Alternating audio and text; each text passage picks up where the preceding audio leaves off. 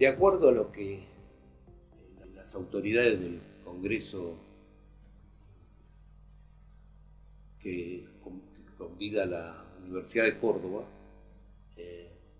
voy a tratar de enhebrar algunas cuestiones que tienen que ver con la siempre actualizada, pero por una agenda política y de percepción, son las dos cosas, del tema de las adicciones, que lamentablemente siempre se la asocia a sustancias psicoactivas prohibidas.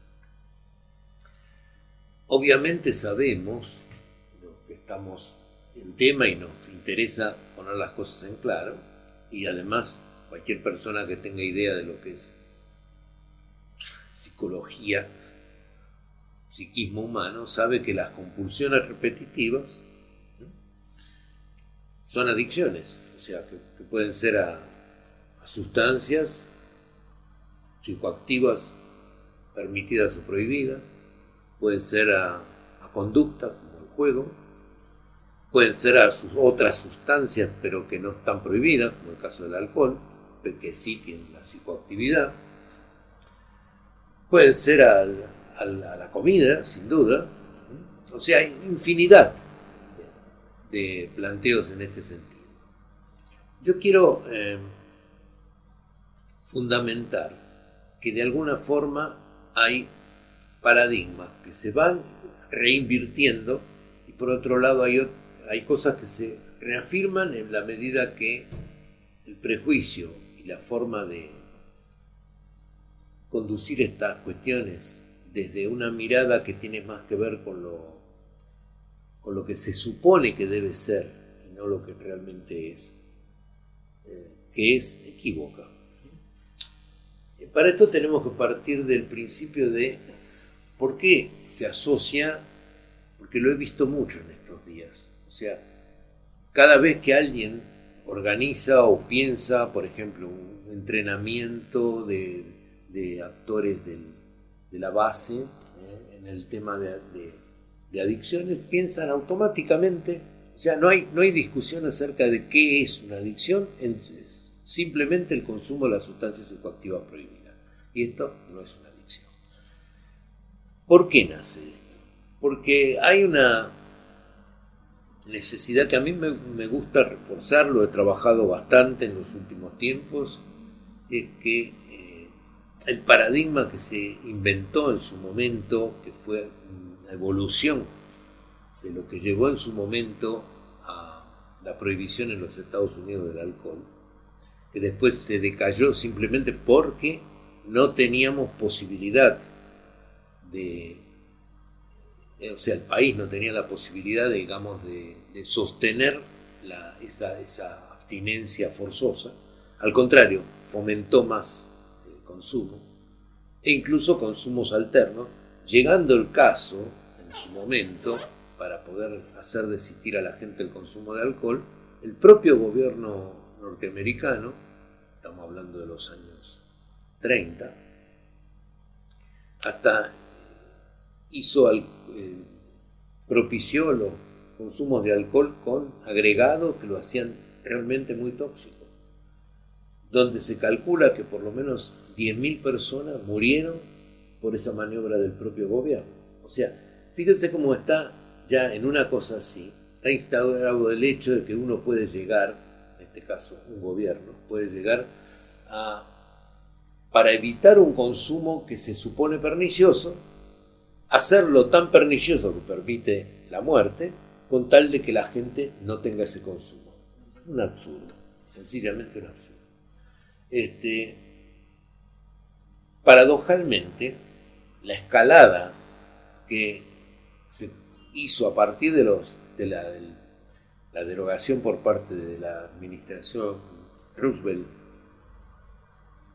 del uso de la prohibición del alcohol, se fue trasladando, más allá que habían leyes, imposiciones y anteriormente, desde el fin del siglo XIX, cosas que tendían a esto, ¿no?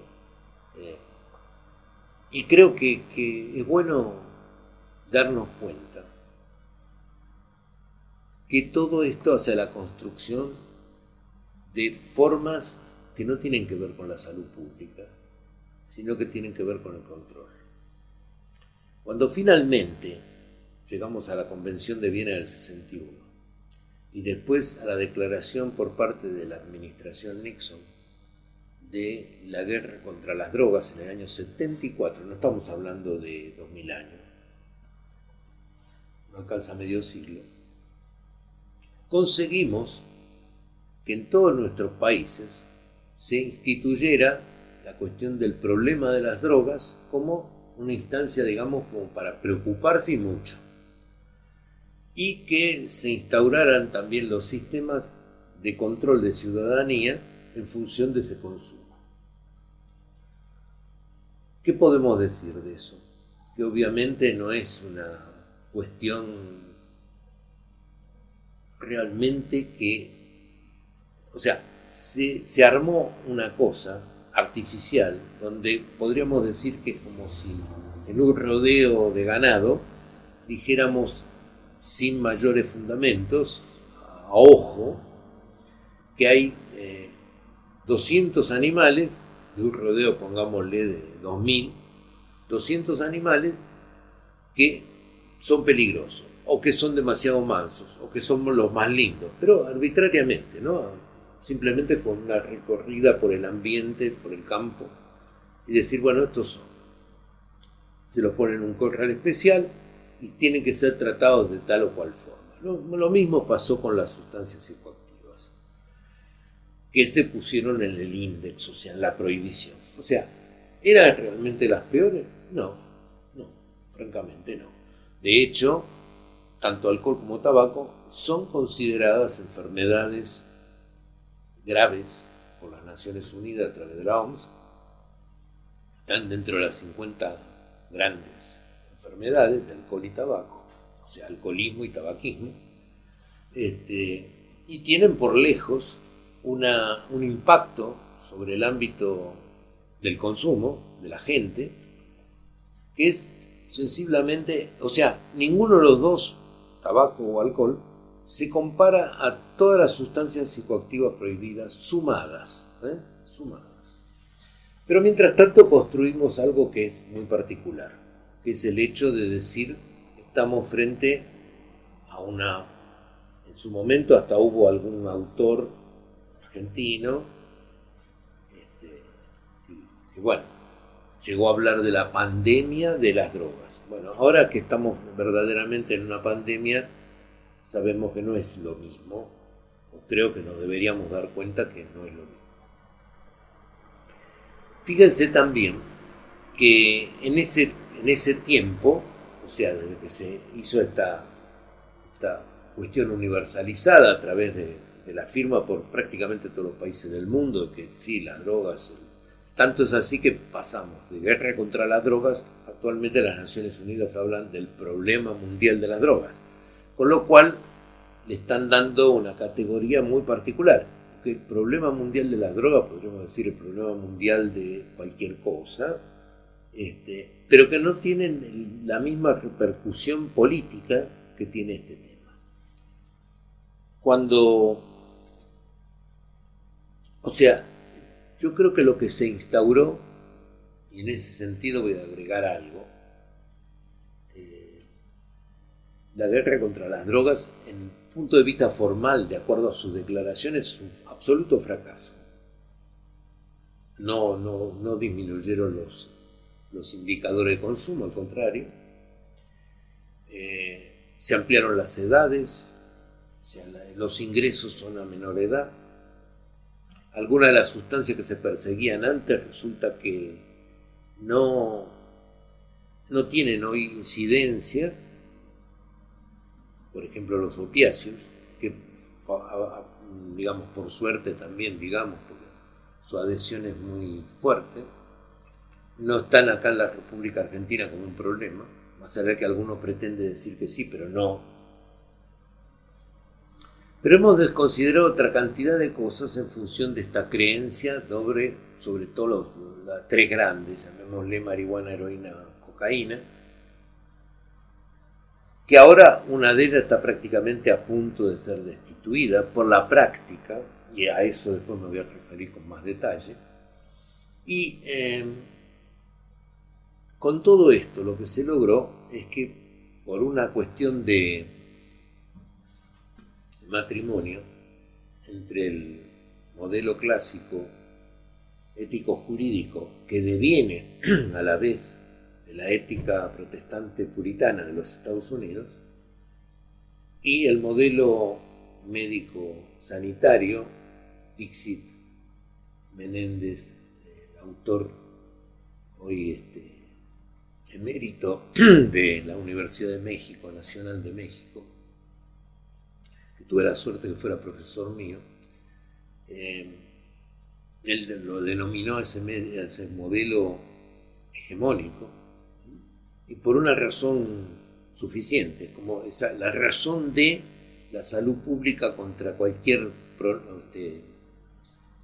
como última razón para poder llevar esta cuestión a los niveles de ley de asociación, como nos pasa con la ley vigente, la que tenemos que todavía la normativa del año 89, que es un perfecto matrimonio en este sentido. La protección de la salud pública, entonces, se tiene que hacer con medidas de tipo punitivo, o el tratamiento obligatorio que termina siendo punitivo. Hay gente que cree, y está convencida de eso, que ese tratamiento obligatorio puede ser incluso benéfico, porque hay gente que si no, no lo asumiría. A la larga, nadie puede demostrar fehacientemente que los tratamientos obligatorios hayan sido más eficaces, para nada. Y lo que quiero resaltar también es que hay, por un lado, una caída respecto a esto, y por otro lado tenemos un verdadero revival. O sea,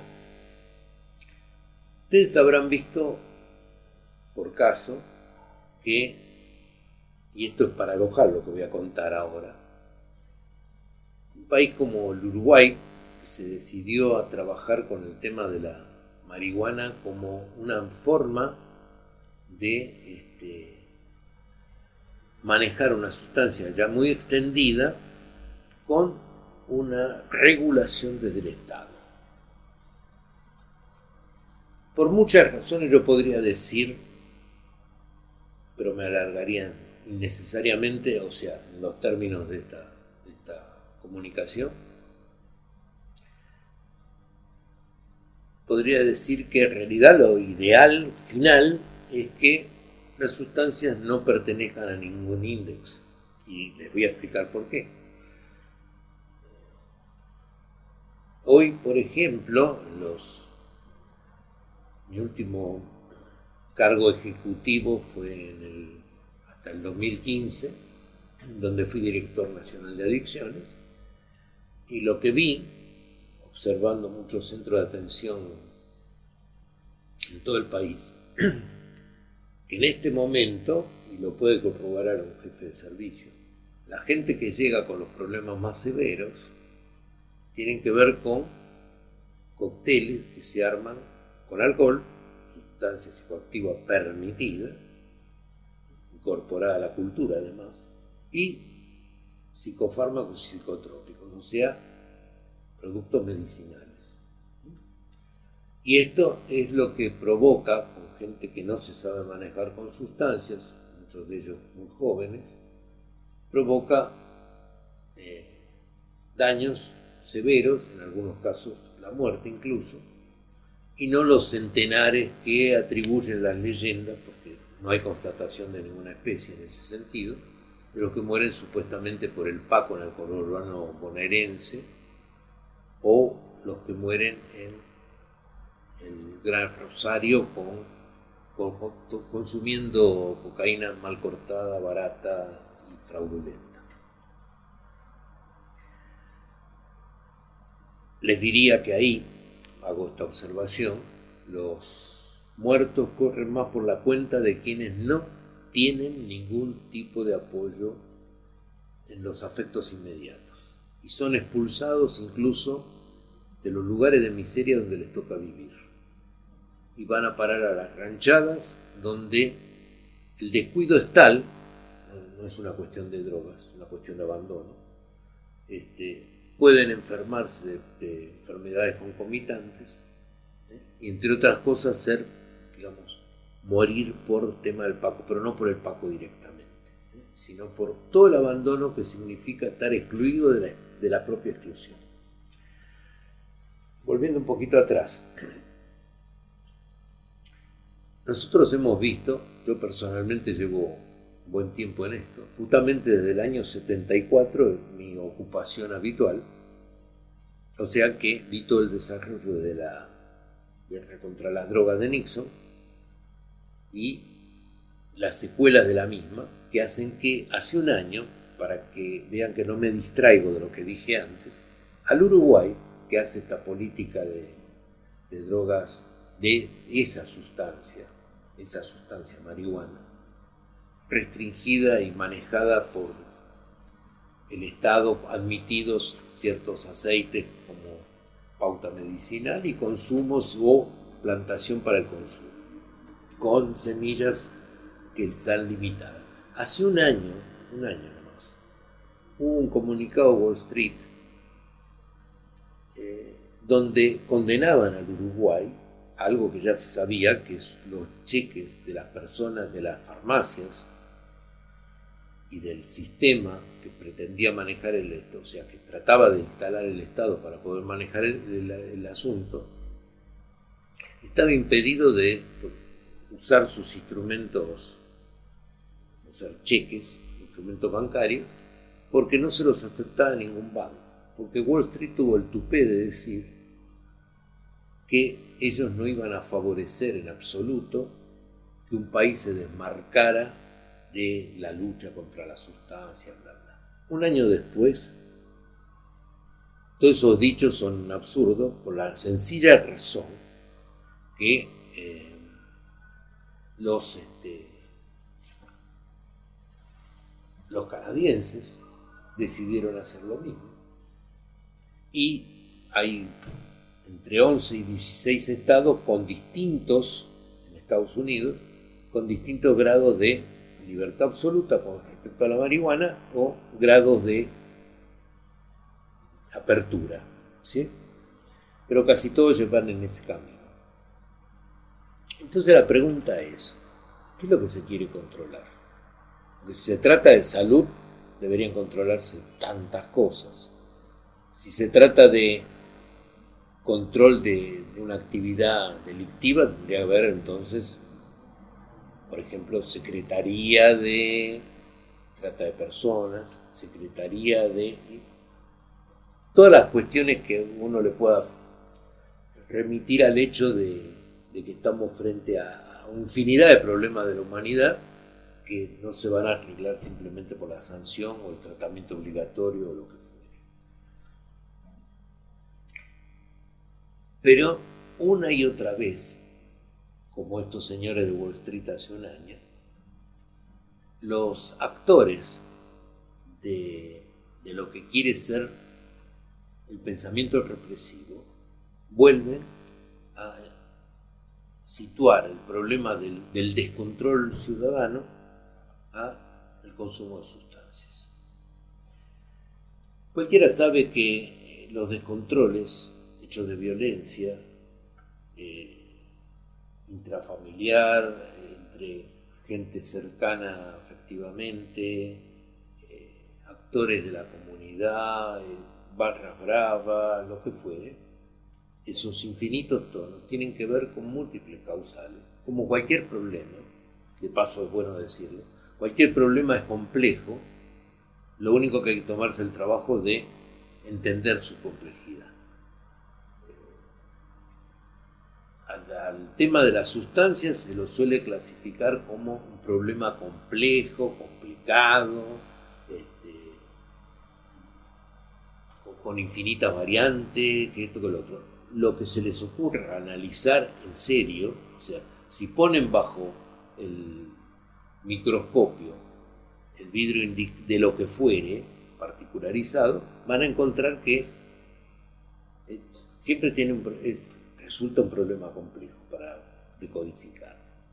Entonces, como justamente ese problema complejo no se lo decodifica, entonces seguimos con los clichés. Y cada tanto vuelven, como estos señores de Wall Street, a remarcar que estamos frente a un problema tan grave que necesita de nuestra particular estrategia de lucha, de confrontación, qué sé yo, que no, digamos, que choca contra una realidad.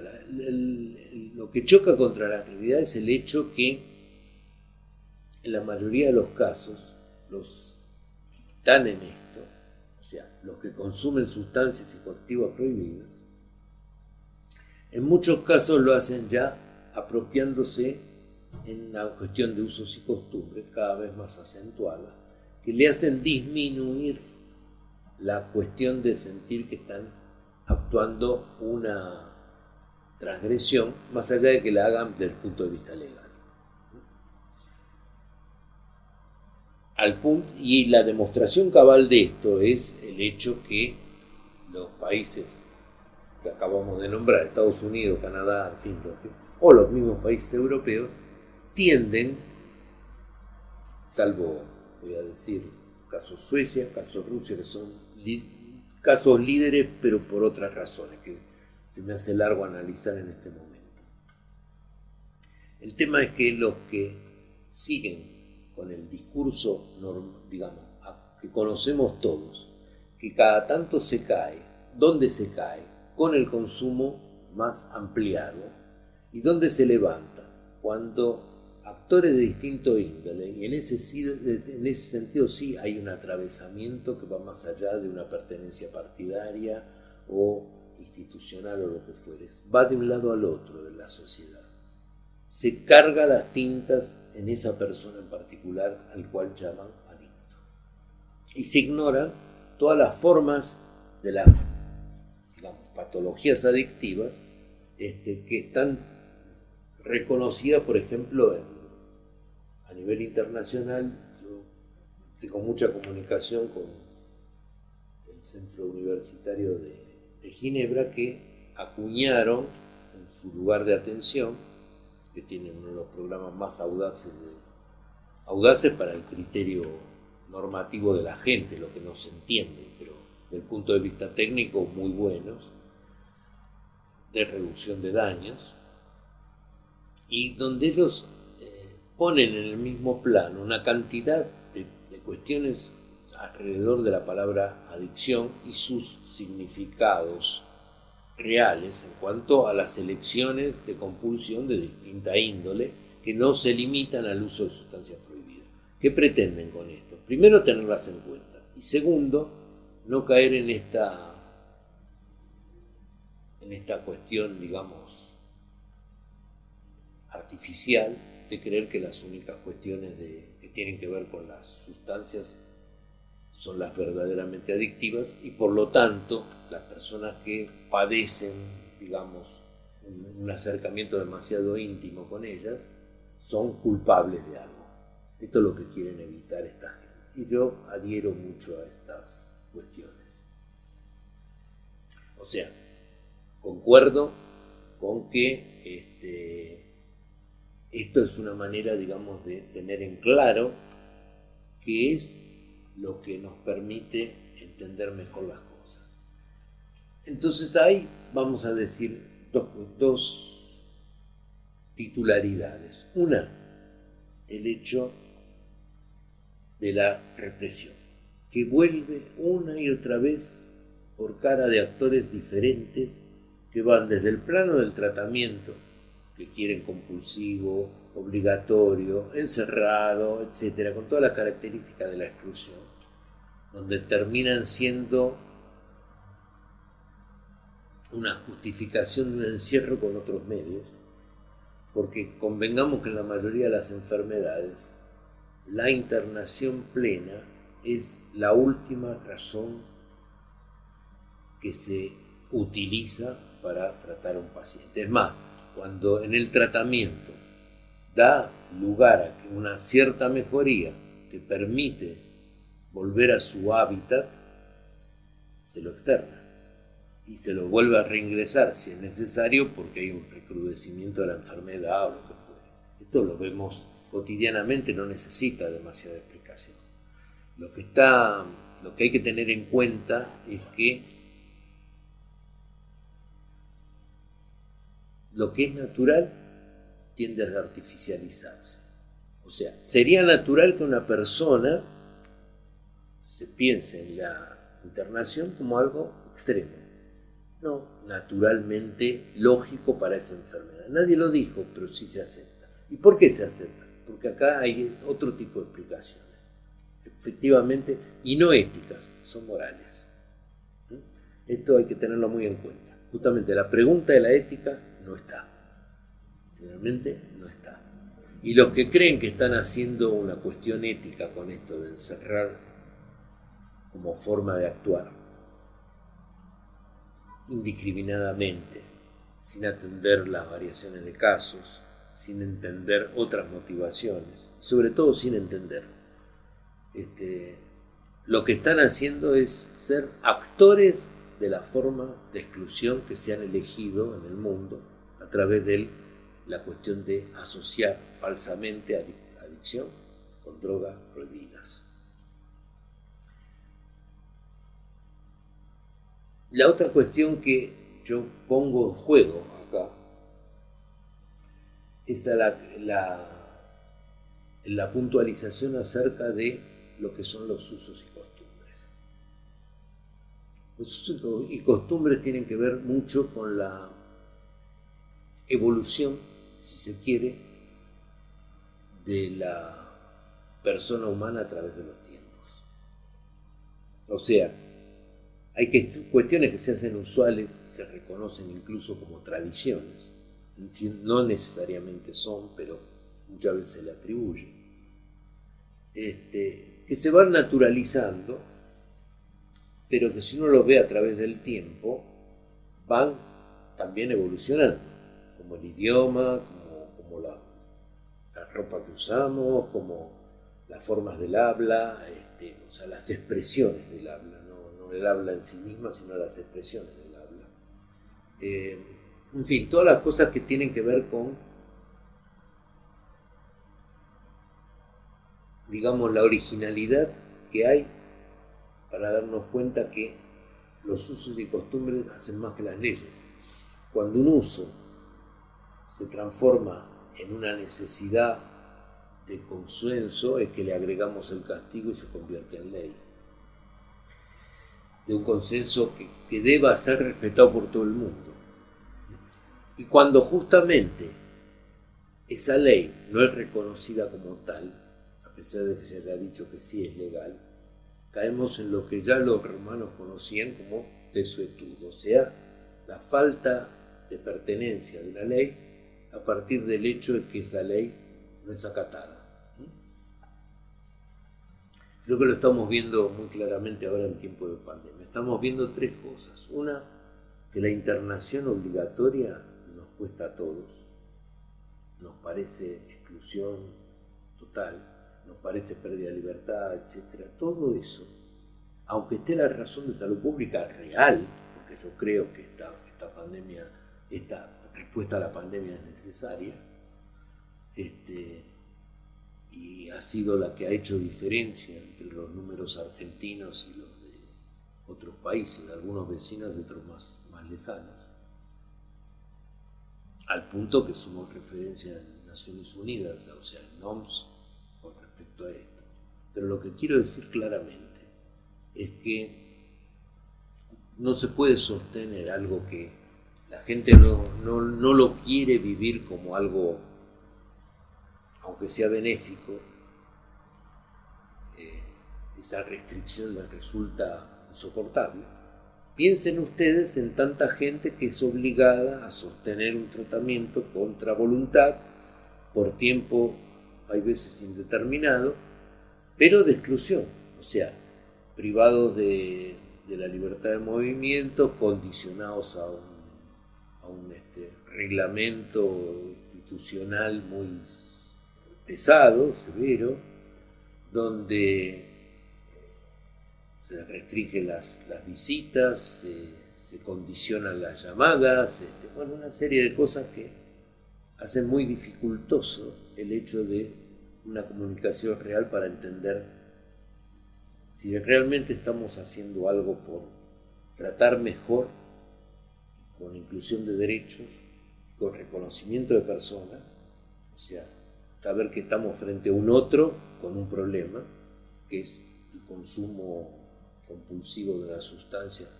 más allá de su peligrosidad, o también lo puede hacer con alcohol y no por eso va a ir ni preso, ni a tratamiento obligatorio, ni nada que se le parezca. Y, por supuesto, el hecho de considerar que cuando los sistemas fracasan, en muchos casos tiene que ver con opciones. Y estas opciones tienen que ver con que hay personas, más allá de lo que podamos querer sobre ellos, tienen la necesidad de expresarse de otra manera, aunque sea errónea y aunque lo lleve a una situación de salud o de pérdida incluso de la vida, porque realmente están convencidos que ese es su camino y no tienen otra opción para elegir, digamos, salirse de eso, porque además tienen un deseo propio que tiene que ser reconocido. Lo cual no quiere decir que yo no vaya a ofrecer todas las instancias de apoyo, de tratamiento, de inclusión, de lo que fuere, para poder tomarlo como válido. Y la cuestión que debo, digamos, marcar acá es la otra cuestión, lo que había señalado hace un rato, del hecho de los usos y costumbres. Esta evolución de usos y costumbres hace que hoy, por ejemplo, aquí en nuestro país, la gente joven suele creer, hace rato, no de ahora, hace por lo menos 10 años, que fumar marihuana no tiene ninguna contradicción legal. Y sí la tiene. Pero está tan convencido por el propio manejo de su, digamos, de su libertad de elección y no ponerlo en cuestión, que sencillamente lo toma como algo. ¿Por qué? Porque hay un proceso que tiene que ver con, primero, el enganche por oposición. O sea, viene una prohibición X, y yo, por quién lo dijo, o cómo lo dijo, o qué representa quien lo dijo, me opongo, y entonces asumo esto como algo propio. Esto es, consumo aunque vos me digas que no. La segunda etapa tiene que ver con, ya no el hecho de consumir tipo, lo hago porque vos lo dijiste, sino empiezo a ver si entre todas estas cuestiones, estas opciones de consumo, hay alguna que me favorece más o que me convence más o que me ayuda, entre comillas, mejor, etc. O sea, donde yo pongo más esperanzas de que sea una resolución en términos personales. Esta es una segunda etapa. La tercera tiene que ver con la incorporación a determinados sectores como parte de sus actividades. Y la cuarta es la plena aceptación, cuando ya directamente no importa, salvo a ciertos sectores que están adheridos a la ley, no importa qué cosas pueda decir la ley al respecto, porque son incorporadas como natural. Es muy común que hoy uno pregunte con gente más joven sobre la marihuana, si esto es un problema, si está aceptado, si no. La inmensa mayoría le va a decir, esto no representa nada para mí, si quiero lo hago, si quiero no lo hago, más allá del que si quiero es relativo, obviamente, es no me preocupa como problema, dejó de ser un problema. Y esto es cuando una costumbre dejó de ser para convertirse en otra. Siempre una costumbre sustituida por otra. En el futuro vamos a ver que muchas de estas cuestiones que hoy están haciéndonos discutir acerca de si está bien o está mal, van a entrar en los usuales, en lo usual, y entonces no van a ser discutidas con nadie. Y en este sentido, hagan un análisis sobre, por ejemplo, la vestimenta, la informalidad de la vestimenta, la soltura, el usar menos ciertas conductas relacionales, las actividades sexuales, ¿no? En las nuevas generaciones van a ver que cambió y mucho, lo cual no está ni bien ni mal, es. En materia social no hay comportamientos buenos o malos. Podemos decir, sería más deseable, desde el punto de vista ético, que la gente se comportara de tal o cual forma. Pero lo que no podemos decir es una especie de moralina circunscripta con suscripciones legales para ser obligatoria para todo el mundo. Porque lo que lo va a quebrar y va a mostrar que esto no tiene asidero es los usos y costumbres, casualmente.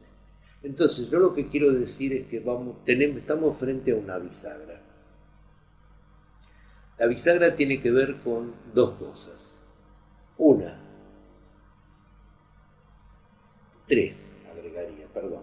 La primera, que estamos, gracias entre comillas, a la prohibición, se armó un negocio fabuloso. El negocio fabuloso tiene hoy más o menos unos 2 billones de dólares, billones en sentido matemático, de dólares anuales en ganancias, flujo de dinero, incontabilidad fiscal, o sea, si el dinero negro va de un lado para el otro. Y lo peor es que los actores de ese beneficio no son solamente grupos mafiosos. Esto que quede bien claro. Hubo un muy importante banco, que no voy a nombrar porque está en la plaza, que hace 2 años o menos, en Estados Unidos, se le descubrió una maniobra de 15 mil millones de dólares de incorporación de dinero, que fue tolerado por las autoridades, nadie dijo nada, estamos hablando en Estados Unidos, y se sabía que provenían claramente del narcotráfico. Como también se sabe que en los propios Estados Unidos, y ya hace tiempo hay un estado como Delaware, que es lavador de dinero, por sus leyes que tienden a sacar el dinero de la plaza, secarla como quería algún funcionario que hemos tenido, y enviarlo hacia los paraísos fiscales, donde está, les recuerdo,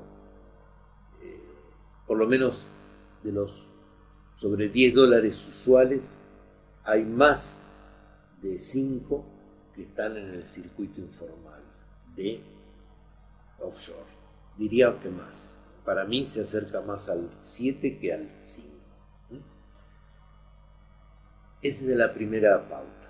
La segunda pauta es el hecho, como les dije, de la naturalización.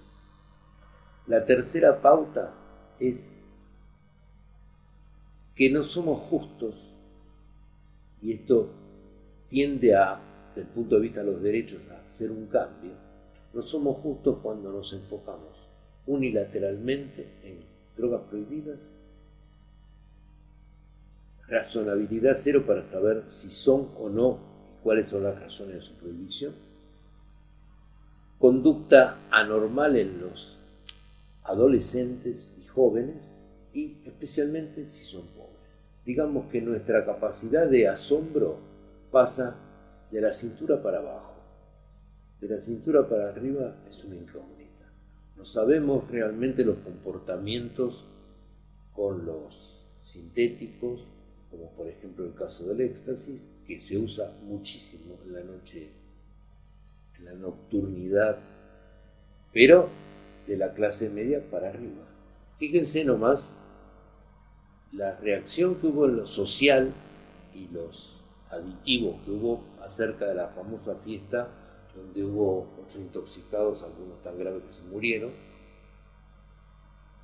donde se consumió éxtasis y no había agua a la mano, y hubo, por supuesto, muerte por falta de ventilación adecuada, de hidratación, etcétera.